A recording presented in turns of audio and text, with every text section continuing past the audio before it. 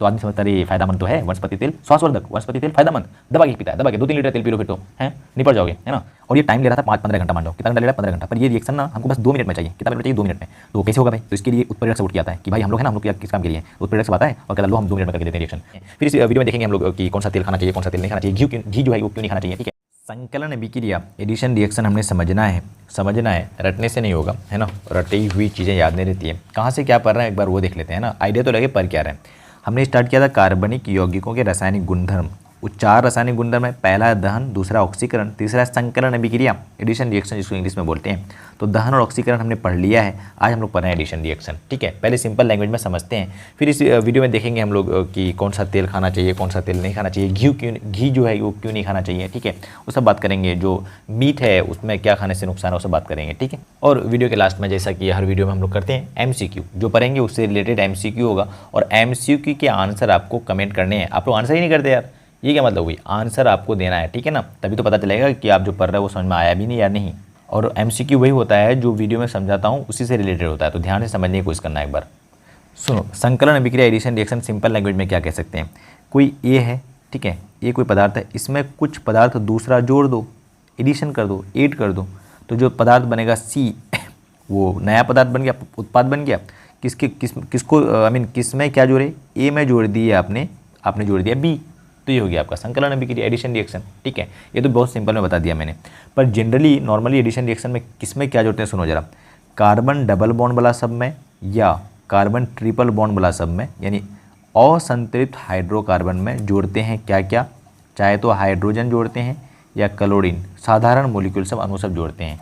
तो इससे जो उत्पाद बनता है वो बन जाता है कार्बन सिंगल बॉन्ड वाला सब, कार्बन सिंगल बॉन्ड वाला सब, यानी असंतृप्त हाइड्रोकार्बन से बन जाएगा संतृप्त हाइड्रोकार्बन, और इसमें कुछ कुछ साधारण मॉलिक्यूल जोड़ेंगे। इसी रिएक्शन को कहते हैं संकलन अभिक्रिया या एडिशन रिएक्शन। समझ में आया, सिंपल एकदम। अब सुनो जरा, संकलन अभिक्रिया जब उसमें हम संकलन अभिक्रिया में जब हाइड्रोजन जोड़ेंगे, मतलब असंतृप्त हाइड्रोकार्बन में क्या जोड़ रहे हैं हम लोग, हाइड्रोजन जोड़ रहे हैं, तो इस प्रोसेस को हम लोग बोलते हैं हाइड्रोजनीकरण। क्या बोलते हैं इसको, हाइड्रोजनीकरण। क्या इंपॉर्टेंट है सर, बहुत ही इंपॉर्टेंट है, 5 स्टार। हाइड्रोजनीकरण पूछता है, अगर इसमें हम जोड़ रहे हैं क्लोरीन और क्लोरीन होता है हैलोजन, तो इस रिएक्शन को बोलेंगे हैलोजनीकरण। पर हैलोजनीकरण NCERT में दिया नहीं है, हाइड्रोजनीकरण दिया है, ठीक है। अब डेफिनेशन वगैरह पढ़ लेते हैं ध्यान से, सुनो जरा। वह अभिक्रिया जिसमें असंतृप्त हाइड्रोकार्बन में अभी हमने देखा कि सब असंतृप्त हाइड्रोकार्बन है, मैं कोई साधारण अणु जोड़कर, कोई साधारण अणु जैसे हाइड्रोजन क्लोरीन, ठीक है, जुड़कर संतृप्त हाइड्रोकार्बन का निर्माण करता है, संतृप्त हाइड्रोकार्बन बन जाता है। आया समझ।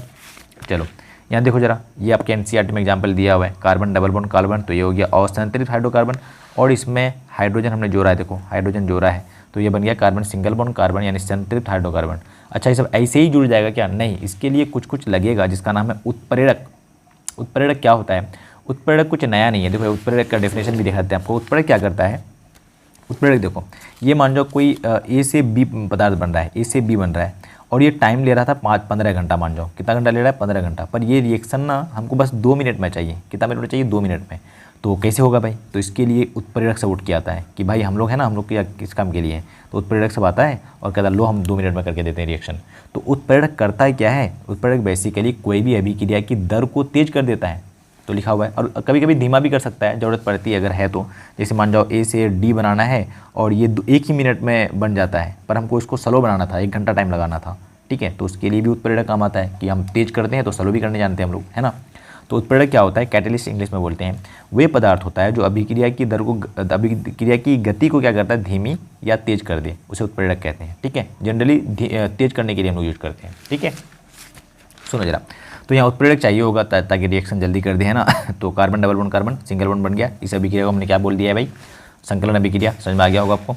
और यहाँ पे देखो, अगर यहीं जो जुड़ा था, अगर हाइड्रोजन जुड़ा है तो इसको हाइड्रोजनीकरण कह देंगे। संकलन का ही टाइप हुआ हाइड्रोजनीकरण, कन्फ्यूजन तो नहीं हो रही है ना। हमने दिखाया था आपको यहाँ पे कि अगर ये संकलन हो गया कि असंतृप्त से संतृप्त बन रहा है, पर हाइड्रोजन जोड़ रहे हैं तो क्या कहते हैं उसको, क्या कहते हैं भाई, हाइड्रोजनीकरण। क्लोरीन जोड़ रहे हैं तो हैलोजनीकरण, क्योंकि क्लोरीन को हैलोजन कहते हैं, याद है। क्लोरीन मतलब fluorine, bromine, chlorine, iodine, 17 group के एलिमेंट को।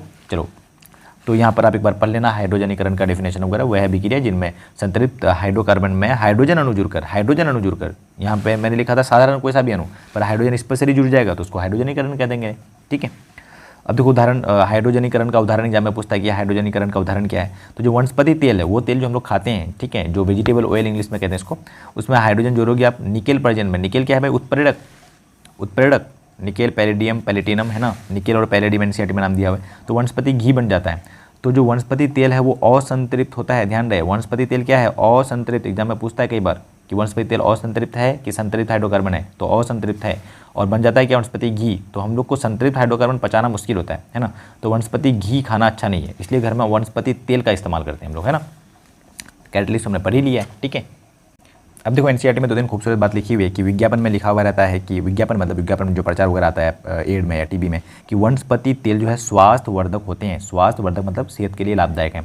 तो वनस्पति तेल स्वास्थ्यवर्धक होते हैं। क्यों? वनस्पति तेल जो होता है वो कैसा हाइड्रोकार्बन होता है? असंतृप्त, यानी कार्बन कार्बन के भी डबल बॉन्ड होगा, तो इसको तोड़ना आसान होता है। ठीक है ना। अब जो इससे बनाता है हाइड्रोजनीकरण करके घी जो बनाता है, तो उसके बीच कार्बन कार्बन के बीच सिंगल बॉन्ड रहता है, इसको तोड़ना मुश्किल होता है। ठीक है, इसको तोड़ना आसान होता है, तो हमारी बॉडी आसानी से पचा लेती है, इसलिए लिखा रहता है विज्ञापन सब में कि वनस्पति तेल स्वास्थ्यवर्धक होते हैं। आगे देखो जरा, साधारणतः क्या होता है? जंतु वसा में, जंतु जो एनिमल फैट है, जंतु वसा में संतृप्त वसा अम्ल होते हैं। संतृप्त मतलब कार्बन कार्बन के बीच सिंगल बॉन्ड वाला सब होता है, इस सबको पचाना मुश्किल होता है, जो स्वास्थ्य के लिए हानिकारक होते हैं।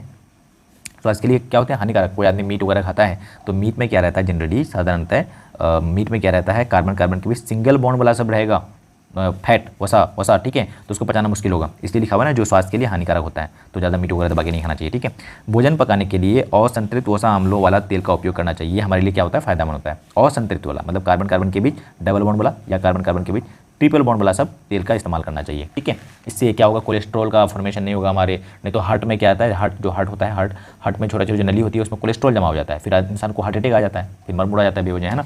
तो खाने पीने में ध्यान दो भाई। और तेल में हम लोग इधर कितना तेल दबा के खाता है लोग, ठीक है, नहीं खाना चाहिए, कंट्रोल में खाओ। यहाँ लिखा हुआ है ना, लिखा हुआ है कि वनस्पति तेल स्वास्थ्यवर्धक होता है, तो आदमी समझता है फायदामंद तो है वनस्पति तेल, स्वास्थ्यवर्धक, वनस्पति तेल फायदामंद, दबा के पीता है, दबा के 2-3 लीटर तेल पी लो, फिर तो है निपट जाओगे, है ना। तो आराम से भाई, आराम से। ठीक है, चलो एमसीक्यू देख लेते हैं जो हमने पढ़ा है उससे रिलेटेड। एमसीक्यू के आंसर आप सबने कमेंट करना है भाई, सबने कमेंट करना है, आप लोग करते ही कमेंट है।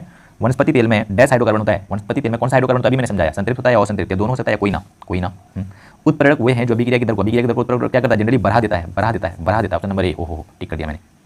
ठीक है, घटाता भी है बट जनरली बढ़ा देता है। ठीक है, यहाँ घटाने वाला ऑप्शन भी नहीं है। असंतृप्त हाइड्रोकार्बन प्लस हाइड्रोजन मिल गया तो संतृप्त हाइड्रोकार्बन बना। असंतृप्त हाइड्रोकार्बन में हाइड्रोजन मिला, संतृप्त हाइड्रोकार्बन बन गया। अरे असंतृप्त से संतृप्त मतलब संकलन भी किया, पर हाइड्रोजन मिला है तो उसको हाइड्रोजनीकरण कह देंगे, तो हाइड्रोजनीकरण सही है। हाइड्रोजनीकरण तो हाइड्रोजन क्लोरीन ब्रोमीन होता था ना, ये तो हाइड्रोजनीकरण हो गया, पर सी में संकलन भी तो है, तो ये तो संकलन का टाइप है। तो ऑप्शन नंबर डी सही है क्या? कमेंट करो, है ना, मैंने सारी बात बता दिया।